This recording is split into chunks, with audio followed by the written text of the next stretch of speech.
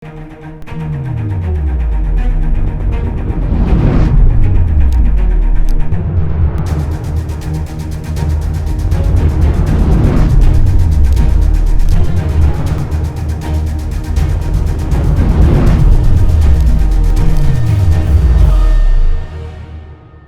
बीचमा नेपाली कांग्रेसका प्रभावशाली नेता अर्जुन सिंह केसी हुनुहुन्छ। तपाईँलाई म जनता जान चाहन्छन् कार्यक्रम स्वागत गर्न चाहन्छु। हस्, धन्यवाद। यतिखेर देशमा कोरोनाको भाइरसलाई रोकथाम गर्नको लागि सरकारले कदम चालिरहँदाखेरि प्रधानमन्त्री केपी शर्मा ओलीले मन्त्री परिषदको बैठक डाकेर आज पार्टी फुटाउनको लागि केन्द्रीय समिति वा संसदीय दलमा 40% भए फुटाउन पाउने गरी अध्यादेश ल्याउनु भयो। कांग्रेसको प्रतिक्रिया के छ? ठ्याक्कै भन्नुहोस्।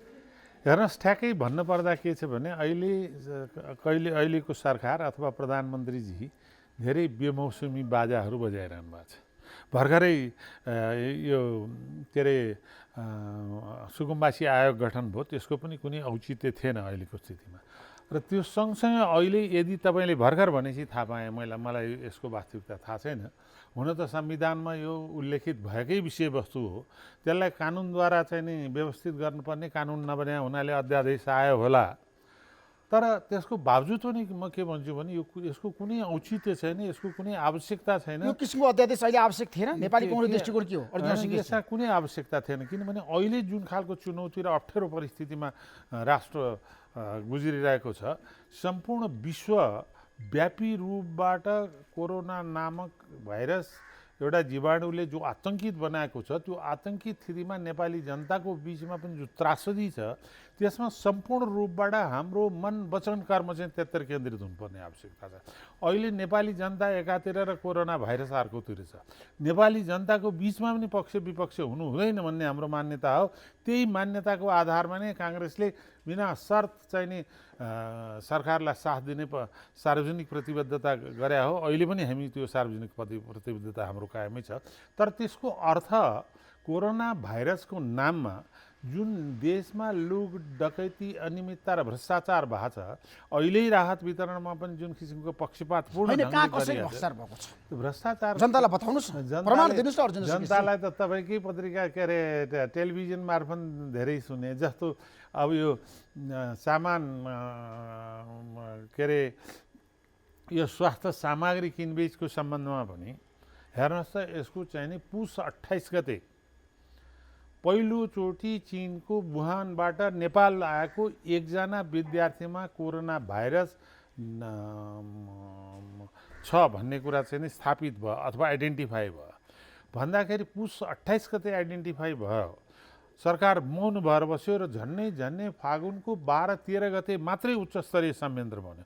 मानौँ कि त्यो चीनमा आएको भाइरस चाहिँ हिमाल पार गरेर नेपाल आउँदैन भन्ने ढङ्गले सुतुरमुर्ग स्टाइलमा सरकार चाहिँ नि यसको जुन ढङ्गको चुनौती सामना गर्न चाहिँ नि सम्पूर्ण ध्यान केन्द्रित गरेर जानुपर्थ्यो, त्यो गरेन। जब त्यो चाहिँ नि जापान, कोरिया हुँदै स्पेन, इरानसम्म पुग्यो, अनि त्यसपछि बल्ल हामी तात्न थाल्यौँ। त्यो तातिसकेपछि पनि 1.5 महिनापछि चाहिँ नि उच्चस्तरीय संयन्त्र बन्यो। त्यसपछि पनि स्वास्थ्य सामग्री किन्दाखेरि भएको गोलमाल र अलमलले चाहिँ नि यत्रो ठुलो भ्रष्टाचारका इस्युजहरू जनसमक्ष आयो। अनि त्यसपछि चाहिँ नि बल्ल सेनालाई दिने व्यवस्था प्रधानमन्त्रीले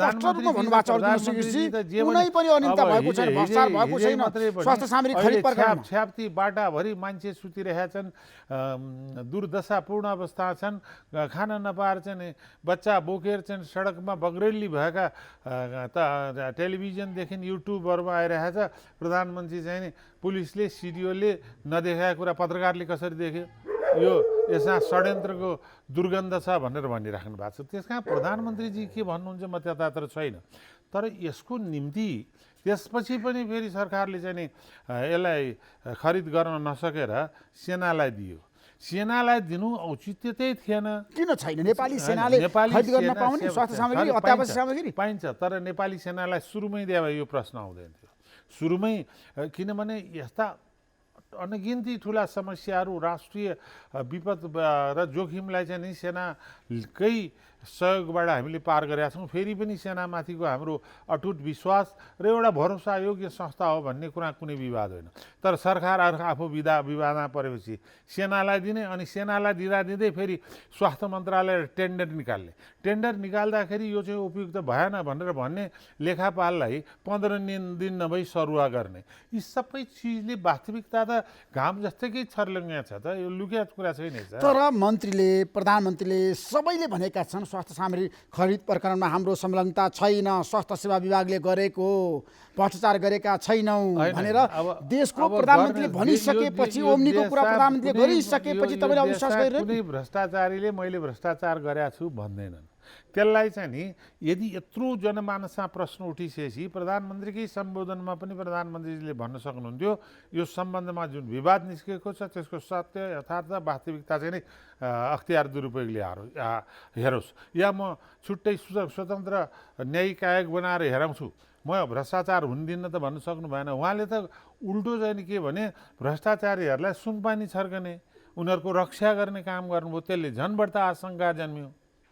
त्यसो प्रधानमन्त्री केपी शर्मा ओली कोरोना रोकथाममा सफल कि असफल त अहिलेसम्म जनता जान्न चाहन्छ?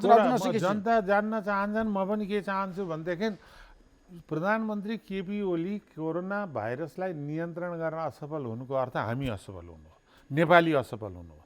त्यसमा मेरो सम्पूर्ण रूपबाट एकबद्धता छ। त्यसो प्रधानमन्त्रीले तपाईँको पूर्ण समर्थन र सहयोग छ कोरोना रोकथाम र नियन्त्रणको लागि? रोकथाम नियन्त्रणको निम्ति हाम्रो कुनै प्रश्नै हुँदैन, तर जुन ढङ्गकै काम कारबाही र व्यवस्थापन हुनुपर्ने ती ढङ्गका काम कारबाही भएको छैन। हेर्नुहोस् अहिलेसम्म पनि स्वास्थ्य क्षेत्रमा समायोजन हुन सकेका छैन स्वास्थ्य कर्मीहरूको। त्यो सबै पूर्वाग्रहको दृष्टिकोणले को कुन पार्टीको भनेर त्यो थान्केर बसिरहेको छ। र हिजो अस्ति मात्रै डाक्टर शेरबहादुर पुनको घुन त भित्र बसेर मिलाए, ठिकै छ, त्यसमा हामीलाई आपत्ति छैन। तर के छ भनेदेखि आग्रह पूर्वाग्रहपूर्ण दृष्टिकोणले नहेरौँ। अहिले पनि गाउँमा चाहिँ नि एकदम गुणस्तरहीन खाद्य सामग्रीहरू वितरण गरेका छ। हामीले के गर्ने? अहिले जुलुस निकालेर हिँड्ने लकडाउन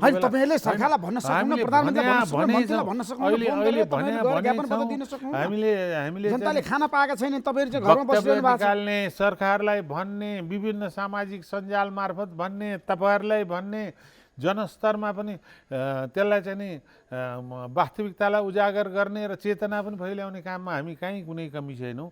तर के छ भने हामी अहिले यो देश पक्ष र विपक्षमा होइन, सिँगै राष्ट्र चाहिँ नि कोरोना भाइरसको विरुद्धमा लड्नुपर्ने स्थिति छ। त्यो बेलामा हाम्रो आत्मबल, विश्वास, दृढता, एकताको आवश्यकता छ। तर त्यो एकतालाई संयोजन गर्ने क्षमता यो सरकारमा देखिएन। जस्तो तपाईँको उच्चस्तरीय संयन्त्र केन्द्रीय स्तरमा बनोस् नबनोस्, गाउँ स्तरीय अनिवार्य छ। किनभने मलाई राम्रोसँग थाहा छ तपाईँको गाउँमा एकचोटि राम्रोसँग सोध्नुहोस्, खालि हामीसँग मात्रै मलाई थाहा छ ठाउँबाट आएको छ तपाईँ कुन पार्टीमा हुनुहुन्थ्यो रात बाँड्दाखेरि। मैले कसलाई भोट दिएँ? काङ्ग्रेसलाई भोट दिएँ। उसले काङ्ग्रेसमा माग्न जानुहोस्, अनि फेरि एकछिनपछि नभए हाम्रो पार्टीको सदस्यता लिनुहोस्। एकातिर दुर्गन्धित कुहिएको गुणस्तरहीन खाद्यान्न दिया छ, अर्कोतिर पार्टीगत दृष्टिकोणले हेरिया छ। त्यस कारण केन्द्रको पछि कुरा गर्दै गर्नुलाई यो राहत वितरण गर्दा मात्रै सर्वदलीय संयन्त्र गाउँमा बनाएर को वास्तवमा राहत दिनुपर्ने, को वास्तवमा पीडित हुन्, त्यो कांग्रेसले किन यो प्रस्ताव राखेन त? सुरुदेखि नै राखेको छैन। नेपाली कांग्रेसकै प्रवक्ता विश्वप्रकाश शर्माले भन्नुभएको छ मसँगै जनता जान्न चाहन्छन् कार्यक्रममा संयन्त्रको कुनै आवश्यकता छैन। संयन्त्रको केन्द्रमा आवश्यकता छ कि छैन त्यतातिर म हुन त म उच्चस्तरीय संयन्त्रको पक्षमा हुँ, तर अहिले 2/3 भन्दा झन्नै नजिकको 2/3 सरकार छ। संवैधानिक अङ्गलाई बिथोलेर राष्ट्रिय नीति कार्यक्रमलाई चाहिँ प्रभाव पार्ने भन्दा पनि समन्वय गर्न संयन्त्रको आवश्यकता छ केन्द्रमा। यो बेतुको कुरा भने प्रधानमन्त्रीले भनिसक्नु हैन, त्यो प्रधानमन्त्रीले के भन्नुहुन्छ? हामी सरकारलाई चाहिँ नि साथ दिन चाहन्छौँ कोरोना भाइरस विरुद्ध लड्न, तर त्यसको अर्थ प्रधानमन्त्रीले के भन्नुहुन्छ त्यसमा सो हिसाब गर्ने त होइन त हामीले। त्यहाँ उहाँलाई नै भन्नु हैन। राष्ट्रिय संकटमा कांग्रेसले प्रधानमन्त्रीले पत्रकार महोदय प्रधानमन्त्रीले हिजो मात्रै भन्नुभयो पुलिस नपुगिया ठाउँमा, सिडिओ नपुगिया ठाउँमा यी पत्रकार पुग्ने हामी पुग्छौँ, हो हो हामीसँग सूचना छ। त्यसैले पत्रकारको विश्वव्यापी रूपको अधिकार हो, उसको क्षेत्र नै कार्यक्षेत्र नै विश्वव्यापी हो। यो पत्रकारिताको स्वतन्त्रताको विरुद्धमा र के अरे प्रेसको लोकतान्त्रिक मूल्य मान्यताको विरुद्ध प्रधानमन्त्रीले को अभिव्यक्ति आयो कि आएन? सिडिओ र प्रशासन पुलिस नपुगेका ठाउँ पत्रकार पुग्नै हुन्न भनेर। अब त्यसलाई तपाईँ ठिक भन्न ठान्नुहुन्छ? हो, त्यस्तै उहाँलाई के हो उहाँलाई भन्नु दिनुहोस्। यो रोकथामको निम्ति, कोरोना भाइरससँग लड्नको निम्ति हामी प्रधानमन्त्रीको साथमा छौँ, तर हाम्रो आग्रह के भने संयोजन गर्नुहोस्। अहङ्कार र दम्बले होइन, सबैलाई समेटेर लिएर हिँड्नुहोस्। सबै एउटै मारबाट पीडित छौँ। तर प्रधानमन्त्रीको तर्क तपाईँले हेर्नु भएको छ, विपद व्यवस्थापनमा पनि कङ्ग्रेसको सहभागिता छ। शेरबहादुर देउबा त्यहाँ सदस्य हुनुहुन्छ, पदेन सदस्य हुनुहुन्छ। अस्ति गएर उहाँले आफ्नो कुरा राखिसक्नु भएको छ प्रतिपक्षी दलको नेताले। त्यसपछि प्रधानमन्त्रीले भन्नुभएको छ तिनै तहको सरकार छ, सरकार बलियो छ, जनस्तरमा चाहिँ शक्तिशाली सरकार छ, स्थानीय सरकार छ, प्रदेश सरकार छ, केन्द्रीय सरकार छ, म देशको प्रधानमन्त्री छु। यस्तो संयन्त्रको कुरा नगर्नुहोस्, समय खेर नफाल्नुहोस्, बेमौसमको बाजा नबजाउनुहोस्, प्रधानमन्त्रीको भनाइ। म आफै पनि गैर संवैधानिक शक्ति केन्द्रको रूपमा केन्द्रमा सरकारलाई हस्तक्षेप गर्ने होइन, सघाउ र सुझाव दिने समन्वय गर्ने संस्थाको रूपमा भए मात्रै हो, नत्र त्यो गैर संवैधानिक संस्था अहिले एक्स्ट्रा कन्स्टिट्युसनल बडीको आवश्यक म देख्दिनँ। तर स्थानीय रूपमा अनिवार्य छ, किनभने जनता पीडित भइरहेछ। बिहानदेखि बेलुकासम्म चाहिँ 50औं मान्छे नेपाल अधिराज्यका कार्यकर्ताले खबर गर्छन् हामीलाई त राहत साहत केही दिएन भनेर। त्यो पक्षपातपूर्ण स्थितिबाट उन्मुक्ति दिन एउटा ओडामा नै मुख्य सबै पार्टीको चाहिँ नि सदस्यहरू बसेर को चाहिँ त्यहाँका सबभन्दा निरीह गरिब हुन् तिनीहरूलाई कुनै पार्टी अथवा चाहिँ नि पूर्वाग्रहविहीन भएर तिनीहरूलाई वितरण गर्ने काम गर्न, स्थानीय स्तरमा राहत वितरण गर्न मात्रै भने पनि सर्वदलीय संयन्त्र अनिवार्य छ। होइन भने यसले तपाईँलाई एउटा कुरा मैले धेरैचोटि सामाजिक सञ्जालमा लेखेको छु, बुभुक्षितम किम नकरोति पापम भन्छ संस्कृत। मान्छेले रोग आउने त कहिले आउला आउला, भोग अहिले आइसक्यो, 2 दिन टिक्छ, 3 दिन टिक्छ, अनि उसले के गर्छ? जे पनि गर्छ, सामाजिक अपराध हुन्छ, उदण्डताहरू समाजमा सिर्जना हुन्छ। तर स्थानीय तह सरकार छैन त, जनताको प्रतिनिधि तहको सरकार पक्षपातपूर्ण भयो, वडा सदस्य छ, वडा अध्यक्ष छ, त्यसैले त भने वडा अध्यक्ष भएर के हो त? वडा अध्यक्षमा लड्ने अर्को दुईटा पार्टीको सदस्यहरू राखेर चाहिँ नि प्रमुख पार्टीहरूको राष्ट्रिय पार्टीहरूको सदस्य दुईटा राखेर त्यहाँ चाहिँ नि राहत दिनुपर्ने मान्छेहरूको नाम सङ्कलन गर्दा के आपत्ति हुन्छ? तपाईँकै पार्टीको पनि सरकार छ नि स्थानीय तहमा त। त्यहाँ उनीहरूले पनि गर्न, हाम्रै पार्टीको स्थानीय सरकारबाट पनि प्रमुख सरकार अर्को त्यहाँको स्थानीय प्रतिपक्षलाई चाहिँ संयोजन गर्नै पर्छ। होइन भने पक्षपात हुन्छ। म यसलाई उसलाई भनिरहेको छैन, सबै भित्र एउटा कुरा के छ, रातमा पनि राजनीति गर्ने। अब गर्ने त गर्नेलाई सोध्नु, काङ्ग्रेस पार्टीले गर्यो नि त, हामीले संयन्त्र बनाउनु पर्छ किनभने निष्पक्ष होस् भनेर। स्थानीय तहमा अनिवार्य रूपबाट संयन्त्रको आवश्यकता छ। होइन भने यसले सरकारलाई अत्यन्त अप्रिय बनाउँछ र सरकार झन् असफलतातिर उन्मुख हुन्छ। आफ्नो खाल्टो आफै खन्ने काम सरकारले गरे हो। होइन भनेदेखि के हुन्छ? 2टा 3टा 4वटा पार्टी छन् राष्ट्रिय रूपबाट पार्टी, अझ त्यो स्थानीय तहमा कति होला?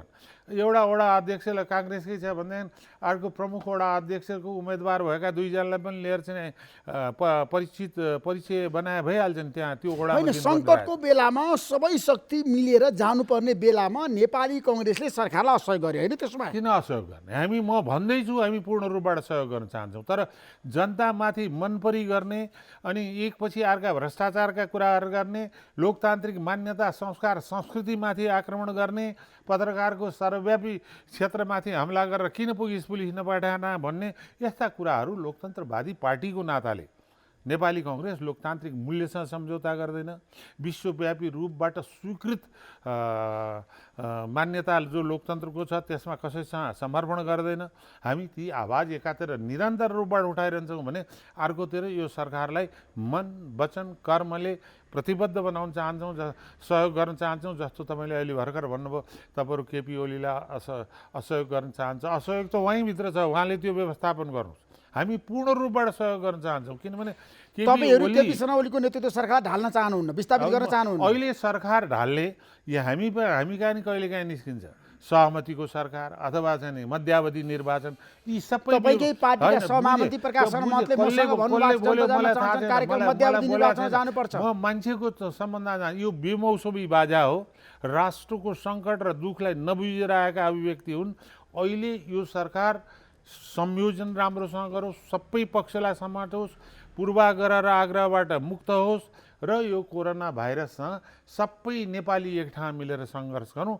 यसको पराजयपछि अनि हामी आफ्नो आफ्नो यात्रामा अगाडि बढौँला, जे गर्नुपर्छ गरौँला। प्रचण्डले मसँगै मेरै अन्तर्वार्ता भन्नुभएको छ, उत्तरीय संयन्त्र आजको आवश्यकता हो, म प्रधानमन्त्री भएको भए बनाउँथेँ, मैले प्रधानमन्त्रीलाई सल्लाह दिएँ, उहाँले बनाउँदिनँ भन्नुभयो, त्यो उहाँको कुरा हो भनेर उहाँले प्रतिक्रिया दिइसकेपछि प्रधानमन्त्रीको अर्को प्रतिक्रिया आयो र प्रधानमन्त्रीले स्पष्ट रूपमा भन्नुभयो अहिले कुनै पनि संयन्त्र देशमा आवश्यक छैन, सबै समस्याको समाधान वर्तमान सरकारले गर्छ भनेर प्रधानमन्त्री भनिरहँदाखेरि काङ्ग्रेस कता? म चाहिँ नि अब काङ्ग्रेस कता छ, काङ्ग्रेसको संस्थागत निर्णय भएको छैन।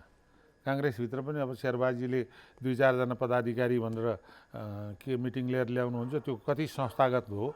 नेपाली कङ्ग्रेसको विधान तपाईँ पढ्नुहुन्छ भनेदेखि यो पदाधिकारी भन्ने कुनै संस्था नेपाली कङ्ग्रेसमा मैले चिनेको छैन, मलाई चाहिँ थाहा पनि विधानमै छैन पदाधिकारी भन्ने। त्यसमा किन त बुढानीले गर्न बैठक बसिरहन्छ, पदाधिकारीको बैठक भनेर आउँछ समाचार? किन त्यो हाम्रो सभापतिलाई सोध्नुहोस्, तपाईँले सोध्नु भएन पार्टी सभापति शेरबहादुर देवाललाई? मैले त धेरैचोटि यो सुशील कोइराला पालादेखि भनेको छु यो पदाधिकारी भन्ने संस्था छैन है नेपाली कङ्ग्रेस। तर अहिले संस्थागत भएको छ पदाधिकारीको काङ्ग्रेस पार्टीभित्र, त्यो शक्तिशाली बढी। सुन्नुहोस्, संस्थागत निर्णय नेपाली कङ्ग्रेसको त्यसरी खारिएर आएको छैन।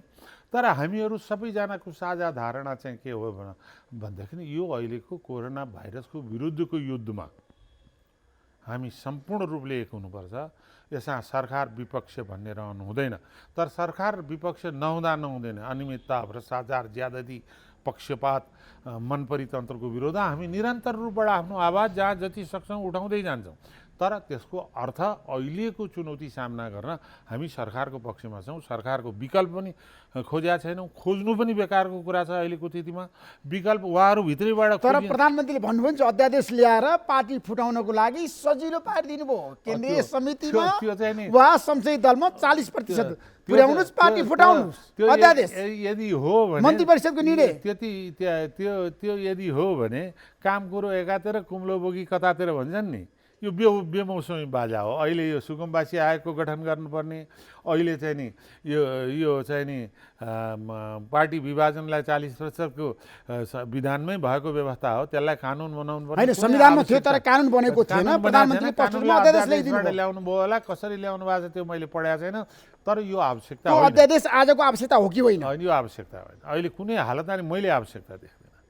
त्यो उहाँले कसलाई चाहिँ नि उहाँको अहङ्कारले कसलाई देखाउनु खोज्यो त्यो उहाँलाई थाहा होला।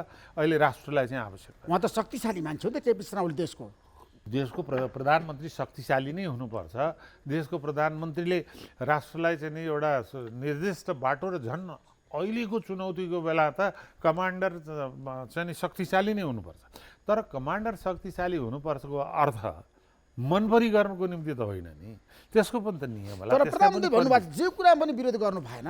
जे कुरा नि विरोध भने कि प्रधानमन्त्रीको एउटा तर्क आज तपाईँले अध्ययन गर्नु भएको छ अन्तर्वार्ता मार्फत? एकदम धेरै धेरै उहाँले भन्नुभएको छ हाम्रो देशमा त प्रधानमन्त्री जे बोले पनि विरोध हुन्छ। होइन, किनभने उहाँ बोल्न नै त्यस्तै बोल्नुहुन्छ। सामाजिक सञ्जालमा पनि प्रधानमन्त्रीको विरोध। सामाजिक सञ्जालमा किन विरोध हुन्छ भनेदेखि अब हिजै मात्रै पनि आजै मात्रै पनि मैले सामाजिक सञ्जालमा लेखेको छु, एउटा संस्कृतमा श्लोक छ, कसैले अर्कालाई चाहिँ नि दोषारोपण गर्दा त्यो सबै आफूतिर खनिन्छ भनेर। हिजो प्रधानमन्त्रीले सिडिओ र हाम्रा पुलिस नपुगेका ठाउँ चाहिँ यी पत्रकार कसरी पुगे भन्दाखेरि प्रधानमन्त्रीको नियत त्यसभित्र के भने पत्रकारलाई नियन्त्रण गर्ने देखिन्छ।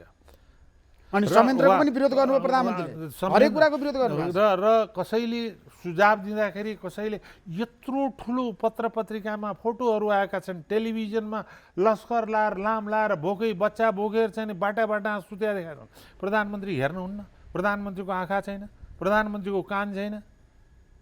अब यो यसरी देशको नेतृत्व गर्ने मान्छेको कान र आँखै छोपेर बस्यो भने त्यो देशको दुर्भाग्य हो। प्रधानमन्त्री भन्नुभएको छ मैले धेरै राम्रो काम गरेको छु, नोबेल प्राइज पाउनुपर्छ। उहाँलाई नोबेल प्राइज दिने संसारमा कुन चाहिँ त्यो नोबेल प्राइज पुरस्कारवाला होला, त्यसैले गरोस् गिनिज बुकमा मेरो नाम लेखिनुपर्छ भनेर प्रधानमन्त्रीले भन्नुभयो। होला। 4वटा मृगौला भएको व्यक्ति हुँ म। कसैलाई गिनिज अर्जुन ऋषिकेशजी, सुन्नुहोस्, कसैलाई गिनिज बुकमा नाम लेख्ने रहर होला, कसैलाई नोबेल प्राइज पाउने रहर होला, त्यो रहरको कुरा हो। हेर्नुहोस्, हाम्रो देशको प्रधानमन्त्री राम्रो काम गर्नु भएको छ नि, गिनिज बुकमा नाम लेख्दा राम्रो काम भएर नोबेल प्राइज पाउँदाखेरि तपाईँ राम्रो काम भएर नै गाउँमा चाहिँ उनका पार्टीलाई भोट नदिनेहरूलाई राहत वितरणमा चाहिँ नै धाँधली भएको छ। राम्रो काम भएर नै नेपाली जनता चाहिँ न खान पाएका छन्, न आफ्नो घर जान पाएका छन्। रोकथामको लागि अर्जुनजी त्यत्रो महत्त्वपूर्ण काम गर्नु भएको छ, 18 घण्टा काम गर्नु भएको छ। देशभरिका विद्यार्थीहरू भोकै बसेका छन् डेढामा, गाउँमा पनि जानु पाएको छैन, यहाँ आम्दानी पनि छैन। हजारौँ मान्छेहरू अस्ति भर्खर भुटानको बाट एउटा हिरोइनलाई चाहिँ स्पेसल ट्रेन चार्टर गरेर लिएर गयो। हाम्रा नागरिकहरू आफ्नै पैसा तिर्छौँ ल्याइदेऊ भनेर बङ्गलादेशदेखि अस्ट्रेलियासम्म विभिन्न देशबाट कराइरहेछन्, त्यति अलमल्ल छन् भनेदेखि अर्कोतिर नेपाल भारत बोर्डरमा अहिले चाहिँ झन्नै 2500 मान्छेहरू रुवाभासी गरेर भेडा च्याङ्ग्राको रुतीले बसेका छ। त्यति मात्रै होइन, भर्खर 2-3 दिन अगाडि सर्वोच्च अदालतले आदेश दिइयो, परमादेश कि ल्याऊ उनीहरूले ल्याएर कानुनी व्यवस्था अनुसार अलपत्र परेका व्यक्तिलाई ल्याऊ भनेर सर्वोच्च अदालतले निर्देशन दिइसकेको छ, आदेश दिइसकेका छ।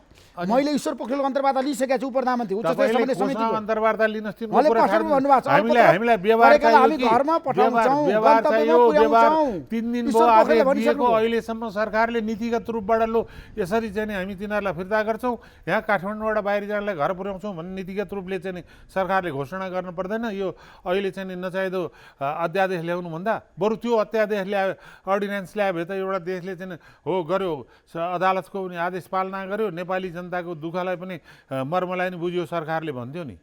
तर लकडाउनको बेलामा जनता घरमा बस्नु पर्दैन अर्जुनजी? जनता घरमा बस्नु पर्छ, जनता घरमा बस्नु पर्छ होइन। सडकमा चाहिँ नि मैले अघि नै पनि भने खाना नपाएपछि ऋषिजी तपाईँ खान नपाए भए तपाईँ कहाँ जानुहुन्थ्यो? अब उनको यहाँ खाने ठाउँ छैन, बस्ने ठाउँ छैन, ऊ आफ्नो घर फर्किन चाहन्छ। एउटा विदेशमा बसेको नेपाली नागरिक मर्दा पनि मेरो देशमा मर्छु भनेर आउन चाहन्छ भने उसको स्वतन्त्रता हो, उसको संवैधानिक अधिकार हो, उसको मानव अधिकार हो। कहाँ छ मलाई देखाउनु त देश। हाम्रा पार्टीका कार्यकर्ता देशव्यापी रूपबाट परेका मान्छेहरूलाई तपाईले व्यवस्था गर्नु भएको छ, गरेका छन्। हाम्रा पार्टीका कार्यकर्ताले के गर्ने, ल्याउन सक्दैनन्, सरकारी प्रतिबन्ध छ। घरमा सुतेर बस्छन् तपाईका पार्टीका कार्यकर्ता। घरमा त तपाईँ पनि सुतेर बस्नुहुन्छ। होइन अर्जुनजी, म त 24 घण्टा काम गर्छु। लकडाउनमा चाहिँ कोही कसै यी तपाईँकै उषा टेलिभिजनमा जान्न भनेर तपाईँ आउनुभयो। अहिलेको स्थितिमा हामीले त्यो अवज्ञा गर्न चाहँदैनौँ पनि, सरकारले गर्नुपर्छ। जब लकडाउन भइरहेछ के त्यो बेला ऋषिजी हामीले जुलुस निकालेर जाने र यो लकडाउन तोड्ने नेपाली काङ्ग्रेस जिम्मेवार पार्टीले? किनभने संसारमा धेरै युद्ध, तर अमेरिकामा लकडाउन तोडिएको छ, अमेरिकामा के गर्यो मलाई थाहा छैन। हामी यो देशको हितको निम्ति कानुनलाई पालना गरेर बस्छौँ। फेरि यो कोरोना भाइरससँगको युद्ध भने नै के भने अरू युद्धहरूमा धेरै हतियार चलाउन जान्ने, धेरै दौडन जान्ने, धेरै चटरपटर गर्नेले जित्छ, यो घरमा बसिरहेपछि जित्ने युद्ध हो। त्यस कारण लकडाउनमा सबै नेपाली बसिरहेछन्। यो बेला हाम्रा कार्यकर्ता त्यो ऋषिजी तपाईँले चाहिँ नि आइमै केटाकेटीमाथि हातपात भएका ढाडमा यत्रो सुम्लो देखाएको हेर्नु भएको छैन? अनि रेगुलर रिपोर्टिङ त्यही गरेर राख्नु भएको छ भने लकडाउनमा काङ्ग्रेस कार्यकर्ताले के गर्ने तपाईँ त्यो पनि हेर्नु भएको छ। अनि बाहिर गएर कार्यकर्ता स्वयंसेवक बनेर जाने, स्वयंसेवक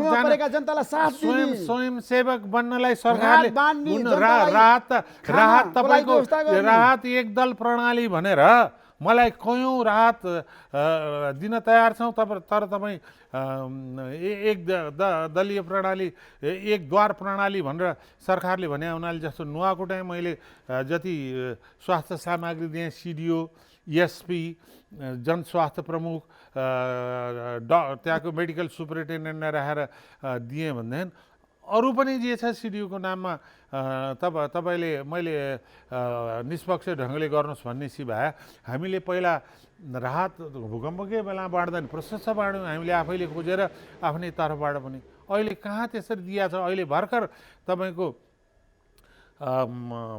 के अरे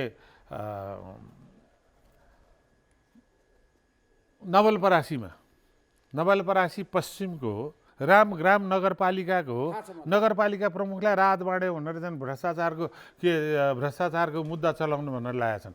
अनि कम्युनिस्ट कार्यकर्ताहरू एमालेको चाहिँ सडकमा चाहिँ पैसा बाँड्नेदेखि लिएर गएर तपाईँ लकडाउनको कुरा गर्नुहुन्छ। हिजो त्रिभुवन विश्वविद्यालयमा बाँडेको कसरी बाँडिएको थियो जुलुस जस्तो गरेर देख्नु भएको छ। हो, यस्तो पक्षपात नगर कि सबैलाई बाँड्न देऊ। होइन, पक्षपात सरकारले गरिरहँदाखेरि काङ्ग्रेसले पनि त आफ्नो भूमिका निर्वाह गर्नुपर्छ नि त अर्जुनजी। मेरो भनाइ त्यतातिर हो। हामी आफ्नो भूमिका निर्वाह गरि नै रहेछौँ, गर्छौँ पनि। र त्यसको देशभरि सञ्जाल छ, तपाईँहरूको संयन्त्र छ नि कङ्ग्रेस पार्टी। सञ्जाल भएर अहिलेको स्थितिमा हामी लकडाउन तोडेर बाहिर निस्का भन्न सक्दैनौँ, किनभने लकडाउन अपरिहार्य हो। आवश्यकता भएरै लकडाउनलाई कन्टिन्यू गरेका छ। यसमा हाम्रो समर्थन नै हो। त्यसो लकडाउन कति समय लिएर जान्छ? अब 1 महिना 2 महिना लकडाउन भइराखोस् भन्ने कङ्ग्रेसको चाहना हो। लकडाउन भइराखोस् भन्ने होइन, लकडाउन सँगसँगै हातमुख जोड्न नपाउने, दैनिक ज्यालादारी गरेर बस्ने, कामको भरमा जीवन गुजारा गर्नुपर्ने दैनिक तिनीहरूको व्यवस्था हुनु पर्यो। उद्योग वाणिज्य व्यवसायिक क्षेत्रमा देखिएका अहिले जुन किसिमको समस्या छ त्यसलाई समाधान गर्न सरकारले राहत प्याकेजको कार्यक्रम ल्याउनु पर्यो। सुगमवासी किसान र राहत वितरण गर्दा निष्पक्ष ढङ्गले हुनु पर्यो। अहिले विदेशको सिमानाबाट नेपाल आउनु खोजेका सिमानामा बसेकादेखि लिएर आफ्ना घर फर्किन खोज्नेहरूलाई घरसम्म पुर्याउने सरकारले किन व्यवस्था गर्न सक्दैन? चाहिँ यत्रो हाम्रा सेना प्रहरीका भेहिकल्सहरू छन्, त्यसपछि आएर यति धेरै प्राइभेट स्कुल र स्कुल्सहरूको भेहिकल छन्, त्यसमा पुलिस समेत राखेर त्यो डेस्टिनेसनसम्म पुर्याउन सक्दैन सरकारले चाह्यो भने। यो जो नमचिने जो नबर्सने मेघ उसैको हुन्छ घर घर भने जस्तो एकदम मेघ खुब गर्यो भने पानी पर्दैन। मुख्य अहिलेको कुरा चाहिँ नि भोक जुझ्ने व्यवस्था नगरी मान्छे भोलि आउँछ भन्ने रोगलाई पर्खिँदैनन् है। रोग महामारी अत्यन्त त्रासदीपूर्ण छ, विकराल छ, त्योसँग लड्नुपर्छ। तर त्योभन्दा अगाडि उसको भोगले उसलाई तडपाइसकेपछि उसले अरू कुरा केही देखायो। त्यसो भए राहत वितरणमा पनि पक्षपात भयो, एकदम पक्षपात, अनियमितता भयो, भ्रष्टाचार भयो। छानबिन गर्नुपर्छ कङ्ग्रेसको माग हो। छानबिन गर्नुपर्छ त भन्ने भन्दा पनि अहिले सरकारले अहिले चाहिँ सर्वदलीय संयन्त्र बनाऊ, गाउँस्थलीय राहत, उनीहरूकै जितेका छन् त के भयो त? तर संघीयता बलियो हुँदैछ नि त हाम्रो देशमा। संघीयता बलियो यसपटक थाहा भयो नि त संघीय सरकारको बारेमा, प्रदेश सरकारको बारेमा, कति बलियो स्थानीय सरकारको भूमिकाको बारेमा त जनताले देख्न पाए नि त। कति बलियो भएको छैन त्यो बहसमा म तपाईँसँग प्रवेश गर्न चाहन्न, किनभने स्वयं ओलीजीको कार्य गतिविधि नै संघीयता विरोधी छ। केन्द्रवादमा उहाँ विश्वास गर्नुहुन्छ, उहाँको सिद्धान्तिक दर्शन नै त्यही हो। हो संहिताको र शक्ति पृथकीकरणको शक्ति विनियोजन गरेर गाउँ तहसम्म पुर्याउने भन्ने होइन। प्रधानमन्त्रीले त भन्नुभयो स्पष्ट रूपमा कोरोनाको रोकथाम नभएसम्म म 1 रुपियाँ पनि तलब लिन्न भनेर उहाँले त राहत कोषमा जम्मा गरिदिनु। कति प्रधानमन्त्रीको तलब राहत कोषमा तलब लिन्न भनेर यो आडम्बर देखाउनुभन्दा बरु तपाईँलाई अहिले मलाई भन्नुहुन्छ भने कुनै ढङ्गले पनि हामी यदि राष्ट्रिय दृष्टिकोण लिएर एकीकृत भएर अगाडि बढ्ने हो भने यहाँ कुनै पनि किसिमको साधनको कमी हुँदैन। लु अहिले संसद कोष र सङ्घीय संसद कोष र के अरे प्रादेशिक संसद कोषलाई सबै कोरोना भाइरससँग युद्ध गर्ने कोषमा जम्मा गर्नुहोस्, 22 अरब 35 करोड हुन्छ। त्यसपछि आएर अहिलेसम्म 8 महिनाको अवधिमा विकास खर्च खालि 25% मात्रै भएको छ। जो खर्च हुन सक्दैन तिनीहरूलाई लहर चाहिँ अरबौँ रुपियाँ चाहिँ कोरोना भाइरस कोषमा लहर राखिदिनुहोस्। विदेशबाट आएका सहयोग र हाम्रो राष्ट्रिय रूपबाट राखेका सहयोगहरूलाई एकीकृत गर्नुहोस्। प्रधानमन्त्री राहत कोषको नाममा के अरे यो बेरोजगार कार्यक्रमको नाममा बाँदर धपाउन पनि पैसा खाएर बसिरहेका कम्युनिस्ट कार्यकर्तालाई बाँड्नु सट्टा त्यो प्रधानमन्त्री बेरोजगार कोष त्यहीँ लगेर राख्नुहोस्। त्यहाँबाट पनि पुगेन भने यो देशका विशिष्ट श्रेणीहरूलाई दिइने गरेको त्यो कटाउनुहोस्। यहाँ पैसाको राष्ट्रपति विद्यादेवी भन्नाले के गर्नु? जोसुकै होस्, उहाँले त आफूले खरिद गर्नको लागेको गाडी म लिन्न भनेर रकम फिर्ता गर्नु 9 करोड आवश्यकता भन्दा बढ्दा खरिद गर्न चाहिँ उहाँले स्याङ्सन गराउनु भयो, त्यसलाई अहिले गर्नुभयो, त्यो राम्रै गर्नुभयो। म त्यतातिर टिप्पणी गर्न चाहन्न। यो स्रोत र साधनको कमी होइन, यो नेतृत्वमा इच्छाशक्ति, दृढता र आत्मविश्वास त्योसँगै सबैलाई संयोजन गरेर लिएर जाने, सबैलाई समेटेर लिएर जाने। त्यो किसिमको क्वालिटी प्रधानमन्त्रीमा छ? अहिले सबैलाई समेटेर लिएर जाने छैन, देखेन। किनभनेदेखि जो नेतृत्व गर्छ उसले के सोच्नुपर्छ भने म सबैको हुँ, सबै मेरा हुन् भन्ने सोच्नुपर्छ। अहिलेको राष्ट्रिय दृष्टिकोण भने त्यही हो। यो कोरोना भाइरससँग लड्दाखेरि उहाँले को पक्ष विपक्ष देख्नै हुँदैन।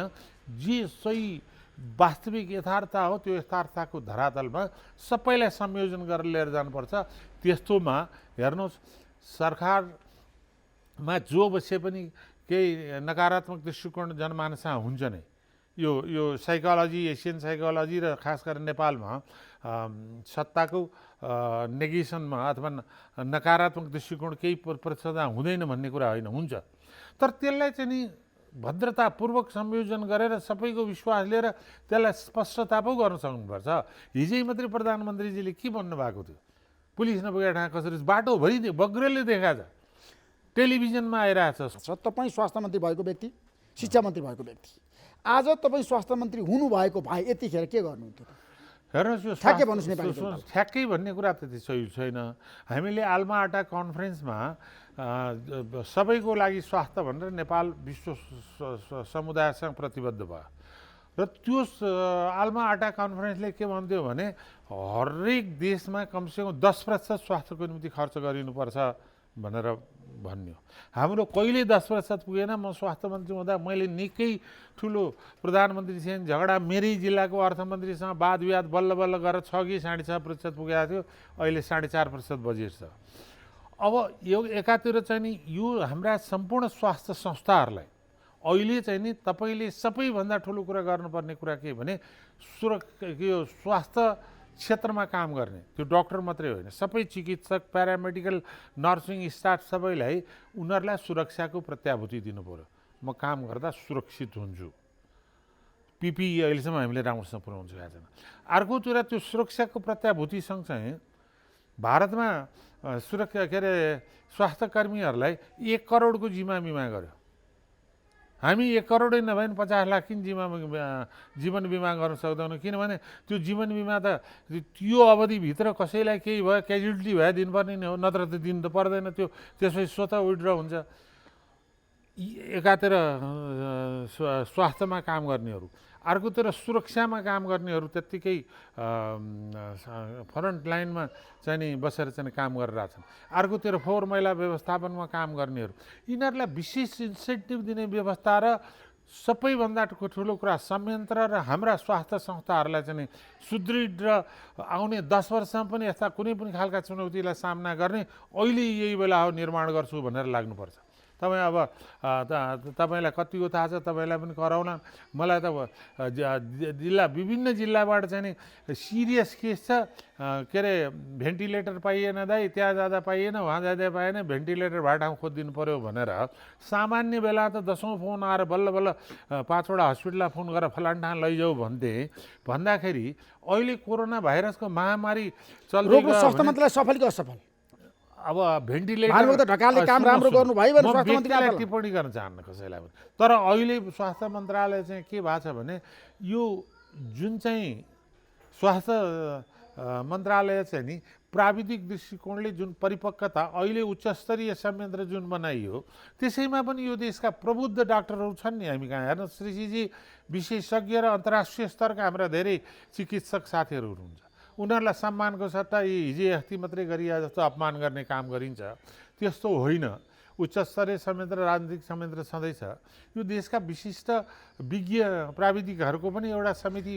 उपप्रधानमन्त्री ईश्वर पोखरेलले आफ्नो संयन्त्रमा योग्य र सक्षम मान्छे राख्नु पर्थ्यो, विज्ञ राख्नु पर्थ्यो भने तपाईँको एउटा उपसमिति बनाएर त्यो मार्फत सञ्चालन गर्नु पर्थ्यो कि त्यो मार्फतै स्वास्थ्य मन्त्रालय पनि अहिले त्यही मार्फत परिचालन गर्दाखेरि स्वास्थ्य मन्त्रीजीलाई नै असल हुन्थ्यो।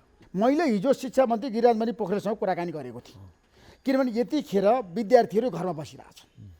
अब इन्टरनेट मार्फत, क्लास मार्फत हामीले पढाउनु पर्छ भनेर धेरैले भनेका छन्। त्यो कति सम्भव छ हाम्रो देशमा? होइन, जति सम्भव इन्टरनेट मार्फत सुन्नुहोस्, जति सम्भव भएन भनेर सुरु नगर्ने कुरा ठिक होइन।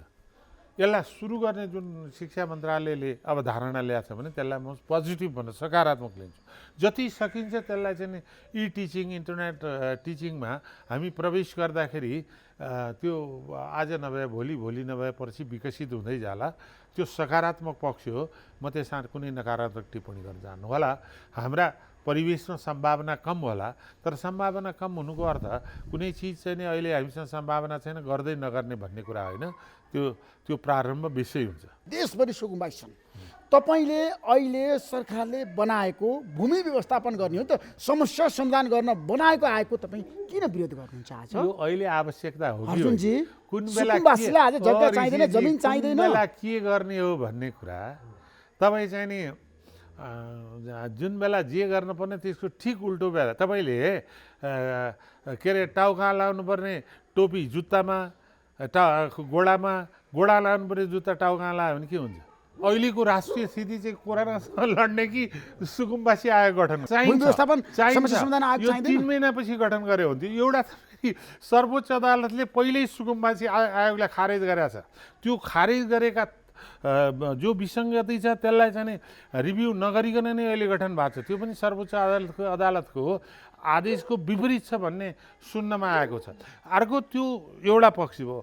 अर्को चाहिँ नि के छ भने अहिले सुकुम्बासीलाई जग्गा भन्दा पनि एक साग खान देऊ सरकार, पेटभरि खान देऊ। कि त घर पुर्याइदेऊ कि त खाना देऊ। घर पुर्याएर मात्रै पनि हुँदैन, घर त पुग्नै पर्यो उनीहरू। अर्को कुरा चाहिँ ती गाउँबाट गाउँपालिकाहरूबाट जुन राहतको व्यवस्था गरेको छ उनीहरूको स्थिति हेरेर निष्पक्षतापूर्वक उनीहरूलाई खान देऊ। अनि लकडाउन कडासँग गर, नियम राम्रोसँग पालना गर, सीमाबाट बाहिर आउनेहरूलाई सबैलाई क्वारेन्टाइनमा राख, 14 दिनको पछि ऱ्यापिड टेस्ट गर्नुपर्छ कि PCR गर्नुपर्छ त्यो गर। यो सरकारले गराएका नीति नियम अनुसार सबै गर।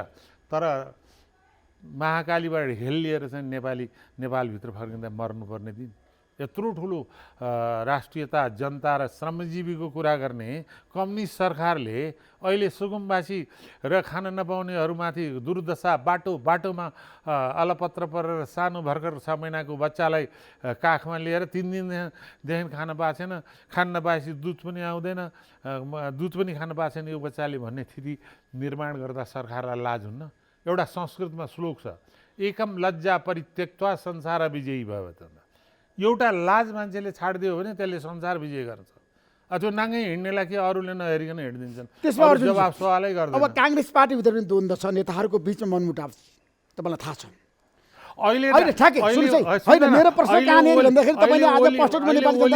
हाम्रो द्वन्द्व छैन भने शेरबहादुरसँगको द्वन्द्व पनि सिज अहिलेलाई। तर प्रधानमन्त्रीले पार्टी फुटाउनको लागि सजिलो पारिदिनु भयो क्या काङ्ग्रेसलाई पनि। केन्द्रीय समितिमा तपाईँहरूले 40% पुर्याउँदाखेरि काङ्ग्रेस पार्टी फुट्ने भयो। अब कतातिर हेर्न भयो, कतातिर हात पुर्याउनु भयो, त्यो उहाँलाई थाहा होला। हामी अहिले यो आवश्यकता पनि थिएन, यो अहिलेको कसैको चाहना पनि होइन। उहाँले आफ्नै पार्टीभित्र आन्तरिक खपतको निम्ति के गर्नुभयो। म चाहिँ अहिले पनि यो यदि यो अध्यादेश अर्डिनेन्स आएको छ भने यो गलत समयमा अनावश्यक आएको भन्छु है। दुवै पार्टी आज देशका शक्तिशाली पार्टी नेपाल कम्युनिस्ट पार्टी र नेपाली कङ्ग्रेसभित्र आन्तरिक द्वन्द्व छ। लिडरसिपमा तपाईँलाई थाहा छ, विवादहरू छ नेतृत्वसँग। तपाईँको पनि शेरबहादुर देउवासँग विवाद छैन, असहमति छैन, तर अहिले त्यो सिज छ। अहिले त्यसलाई शेरबहादुरको कार्यशैलीप्रति तपाईँको असहमति छैन? अहिलेको कसैसँग असहमतिको कुरा होइन। अहिले कोरोनासँग लड्ने मात्रै कुरा छ। उहाँको असहमति जुन दिन यो कोरोनासँगको युद्ध समाप्त हुन्छ अनि हाम्रो असहमति र हाम्रा सङ्घर्षहरू सुरु हुन्छ। दुवै देशका पार्टीहरू भविष्यमा गएर फुट्ने हो कि यो अध्यादेश आइसकेपछि? अब सत्तारूढको चाहिँ म भन्न सक्दिनँ, काङ्ग्रेस चाहिँ फुट्दैन। काङ्ग्रेस फुट्दैन?